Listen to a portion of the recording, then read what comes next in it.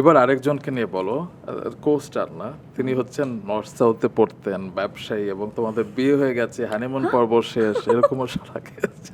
ও মাই god ভাই, এগুলো এগুলো শুনলে আমার ফিউচার হাজবেন্ড যেখানে আছে ওখানে বসে কাঁদবে যে কি হচ্ছে এটা। এটা সম্পূর্ণ গুজব। আচ্ছা, এবং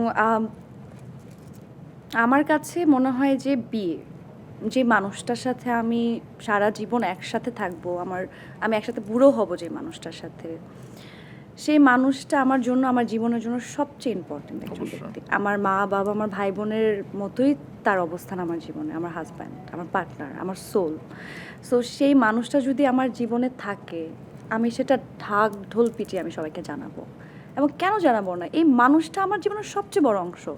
আমি কেন এটা সেটা গোপন করে রাখবো? আমি কোনো দিন আমি এটা গোপন রাখবো না, আমি এটা সবাইকে জানাবো, সবাই জানবে। এবং আমি চাই আমার বিয়ের সৌন্দর্য হচ্ছে সবাইকে বলার মধ্যে।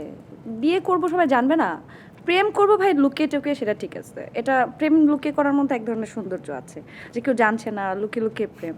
বাট বিয়েটা অফকোর্স সবাইকে জানিয়ে আচ্ছা। করবো, সো ওই জিনিসটা সম্পূর্ণ গুজব।